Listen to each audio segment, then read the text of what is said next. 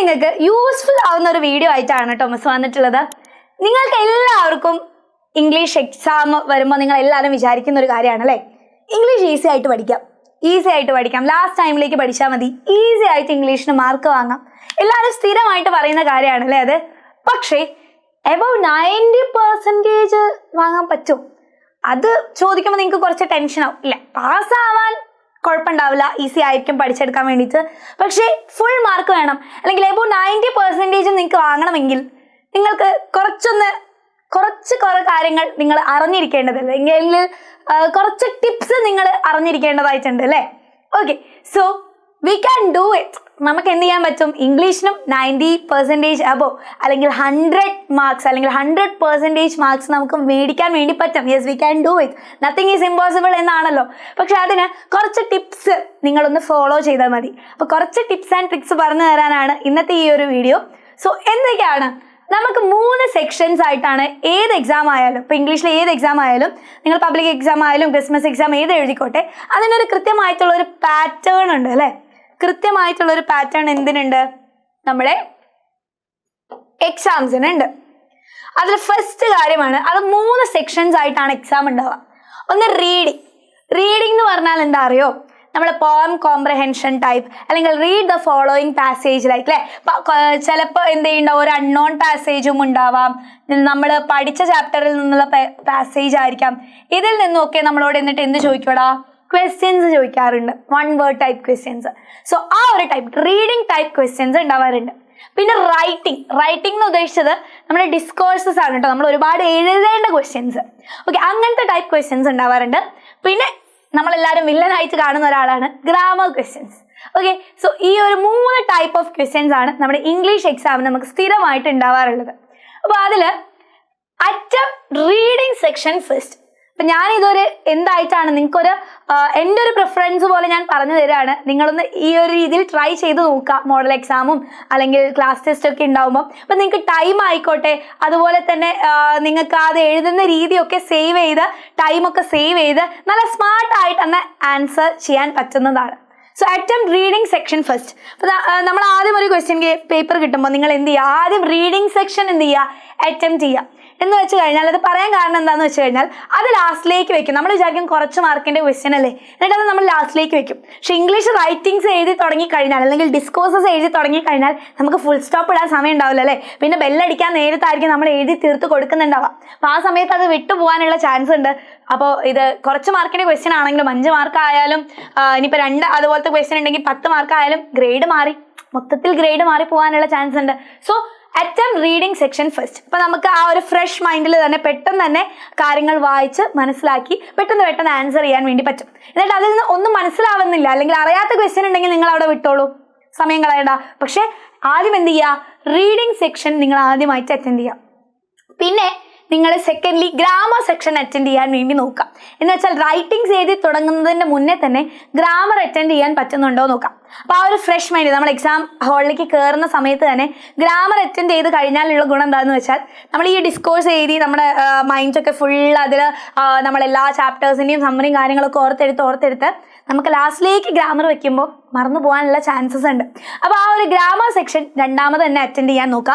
അതിൽ നമുക്ക് കുറച്ച് നേരം ചിന്തിക്കേണ്ടതായിട്ടും ഉള്ളതാണ് അല്ലേ. അപ്പോൾ ലാസ്റ്റ് ടൈമിലേക്ക് വെച്ച് കഴിഞ്ഞാൽ നമുക്ക് അതുപോലെ ചിന്തിച്ച് എഴുതാനുള്ള സമയം ഉണ്ടാവില്ല, തെറ്റിപ്പോകാനുള്ള ചാൻസസ് കൂടുതലാണ്. അതുകൊണ്ട് തന്നെ ഗ്രാമറും ലാസ്റ്റ് വെക്കരുത്. നിങ്ങൾ എന്ത് ചെയ്യുക? ഒരു രണ്ടാമതായിട്ട് ഗ്രാമർ സെക്ഷനും നിങ്ങൾ അറ്റൻഡ് ചെയ്യുക.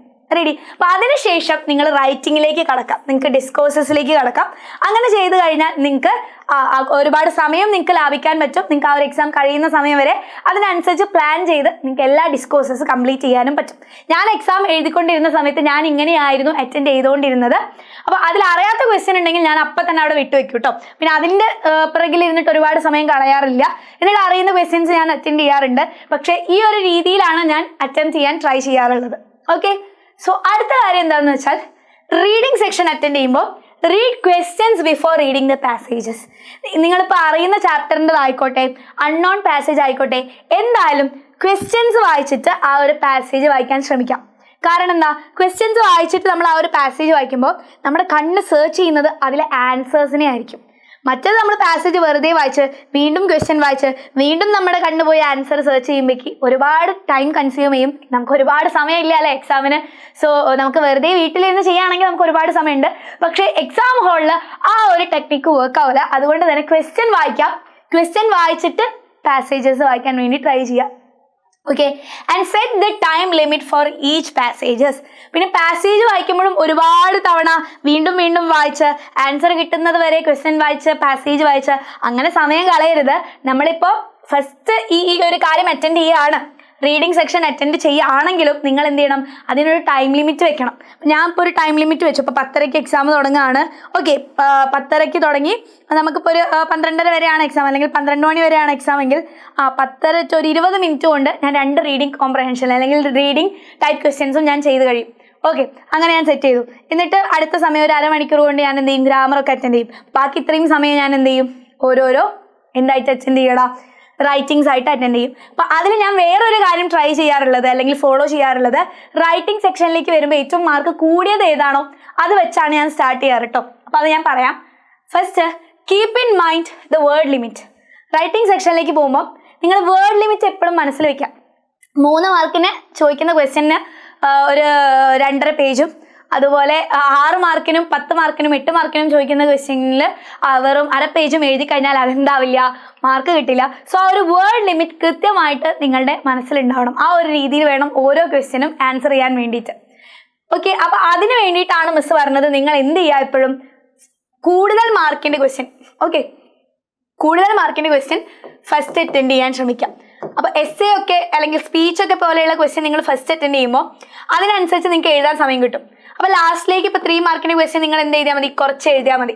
സ്വാഭാവികമായിട്ടും നിങ്ങൾ ഫസ്റ്റ് എഴുതുന്നത് കൂടുതൽ എഴുതാനും ലാസ്റ്റിലേക്ക് വരുമ്പോൾ അത് കുറച്ചും കൂടി കുറയാനുള്ള ചാൻസസ് കൂടുതലാണ്. ഇത്രയും എക്സാം എഴുതേണ്ട ഒരു എക്സ്പീരിയൻസ് കൊണ്ട് പറയുകയാണ്.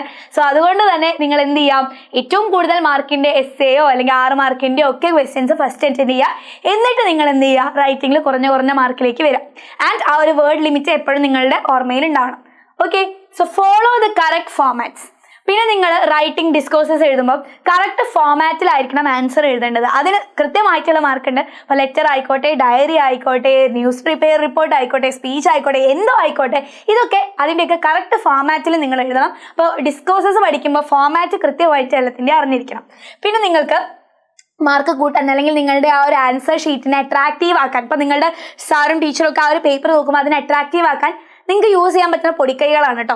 ഞാൻ പണ്ട് എക്സാം എഴുതിയപ്പോൾ യൂസ് ചെയ്തിട്ടുണ്ടായിരുന്നതാണ്.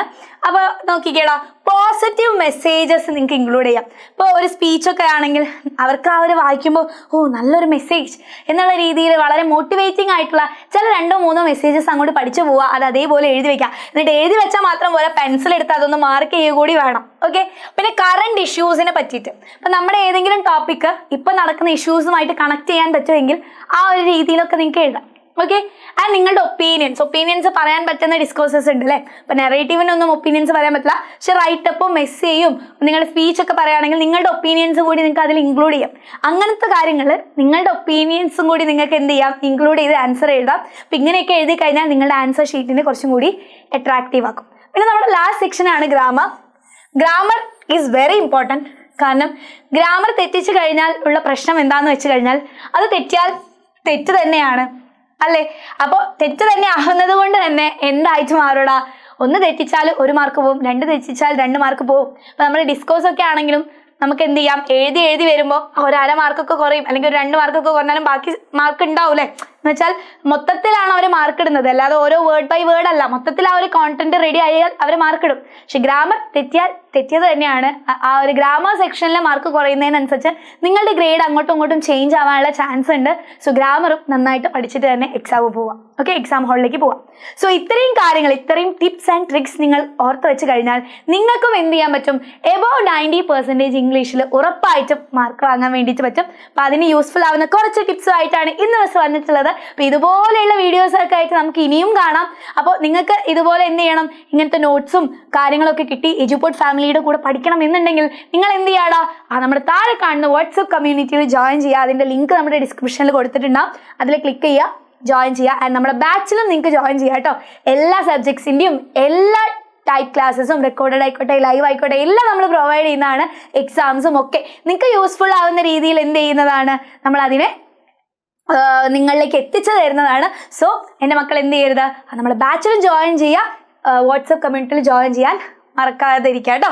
ഓക്കെ, അങ്ങനെയാണെങ്കിൽ ഈ ഒരു വീഡിയോ ഇഷ്ടപ്പെട്ടിട്ടുണ്ടെങ്കിൽ എല്ലാവരും ലൈക്ക് ചെയ്യുക, ഷെയർ ചെയ്യുക, നിങ്ങളുടെ മാക്സിമം ഫ്രണ്ട്സിന് ഷെയർ ചെയ്യുക. എല്ലാവരും അടുത്ത പ്രാവശ്യം ഇംഗ്ലീഷ് എക്സാം കഴിഞ്ഞ് വരുമ്പോൾ എനിക്ക് 90% എബോവ് മാർക്ക് ഉണ്ട് മിസ്സേ, ഞാൻ ഈ ഒരു ടിപ്സൊക്കെ ഫോളോ ചെയ്തു എന്നുള്ള കാര്യം വന്ന് പറയാം. ഓക്കെ, അപ്പോൾ എല്ലാവരും ഒരു യെല്ലോ ഹാർട്ട് താഴെ കമൻറ്റ് ചെയ്തോളൂ. അങ്ങനെയാണെങ്കിൽ എല്ലാവർക്കും bye, see you, love you all, by.